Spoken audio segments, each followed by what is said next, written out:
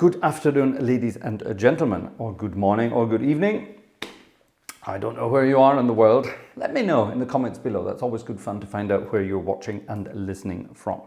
So welcome back. And today's going to be very loud, as you just heard, very loud indeed. This is a piece of music I've wanted to perform on the channel for a very long time. And my plan was actually to perform it once we reached 45,000 subscribers. And I had originally planned at 40,000, which we just covered a couple of weeks ago.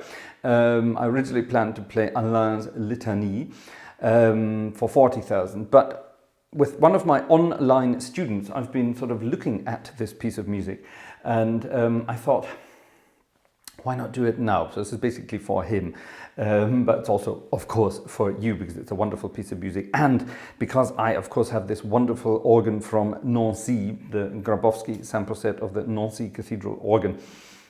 It fits absolutely perfectly on this organ. So here it is, Langlais Incantation pour un jour saint, which basically means litanies for a holy day, and the idea is the piece is based solely on sort of snippets of Gregorian or otherwise chant that you would find on one of the church's holiest days. And the piece, of course, starts with the famous Lumen Christi Deo Gratias that you would find in the Easter Vigil or the Easter Saturday night service, with the light of Christ, as it were. So you know this.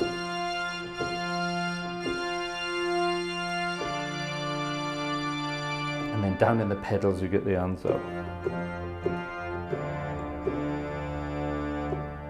And that comes 3 times, each time a semitone higher, just like it should be done in the service itself. So it's absolutely wonderful, and that sort of starts off the piece with a wonderful sort of triumphant fanfare, basically, which is rather cool. And then Mr. Langlais. Now, this piece was written back in 1949, it's rather old. Langlais was, 1907 to 1991, is that right?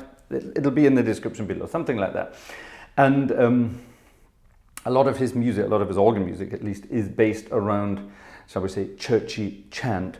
That's a very sort of non-churchy way of saying it, but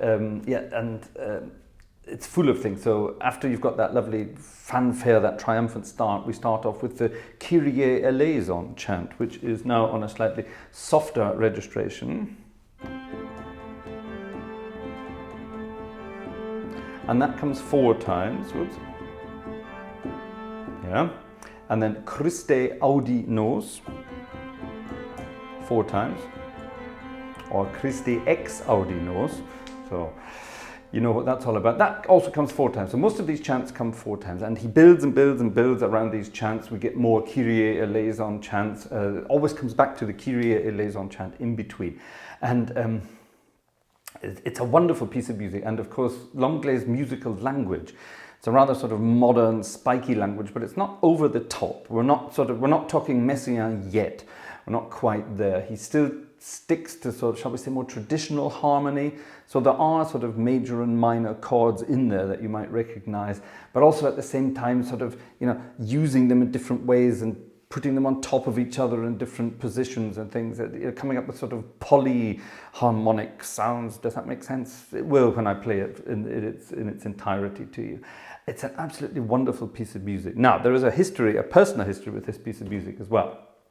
One of my old organ teachers when I studied music at Edinburgh University was a chap sadly no longer with us. Tom Langlais was his name, an absolutely wonderful organist. Now, Tom himself studied in Paris with Langlais, which is, of course, rather exciting. And when I said to Tom that I loved Langlais' music, he said, "Oh, well, I studied with Langlais," and he took all of my music that I had from Langlais home and marked it up with all the changes. Now, the music as printed, I think it was printed sort of in the 80s, again with some various changes that Langlais made over the years. But again, it was still full of sort of mistakes and sort of, or shall we say, differences to the way Langlais intended it to be. So Tom took my score and changed it and sort of amended everything the way Langlais intended it to be. So it's rather exciting. There are certain changes, rhythmic changes, harmonic changes occasionally, a couple of wrong notes that were sort of amended and changed. So that's the performance I've got here. And yeah, it's not the easiest piece of music in the world. It's not overly difficult, but it's quite taxing. I'll give you that. There's a lot of action going on here. Now, when you consider that Langlais himself was a blind organist, you know, this is pretty heavy going.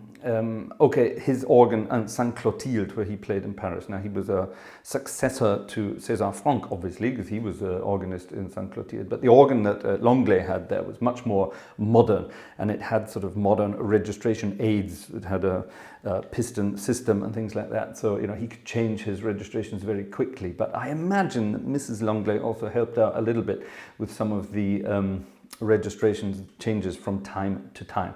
But wonderful piece of music. I didn't get to meet Langlais himself, but on all accounts he was a rather jolly and sort of slightly crazy chap, but in a positive sort of way. Everybody loved him. He had his faults. He was a very strict teacher, according to Tom, but they still managed to have quite a laugh together at the same time. He was very, like I say, very strict, but also very open to sort of changing things. So that's at least the accounts I'm going on. So it sounded like a good, fun kind of organist guy to hang around. And he had a rather cheeky sense of humor, apparently. And I think that sort of comes through in his music. It is, of course, serious religious music here, but you know, we're not talking anything frivolous, anything like that. But it is a very sort of joyful piece of music. Also, it does sound rather weird in places, but it is a very sort of joyful affair, and certainly great fun to play. And I remember playing this for the first time back in the 90s somewhere. I can't remember, somewhere probably in Edinburgh, and I remember the congregation at the time. I probably played it at an Easter service or something like that. And I remember the congregation saying, "What was that awful racket you played there?" Yeah, tastes haven't changed over the years. I played this a few years ago at an Easter service here in this part of Germany, and it basically got the same reception, sort of, "What was that racket?" I personally think it's a wonderful piece of music, so I hope you do too.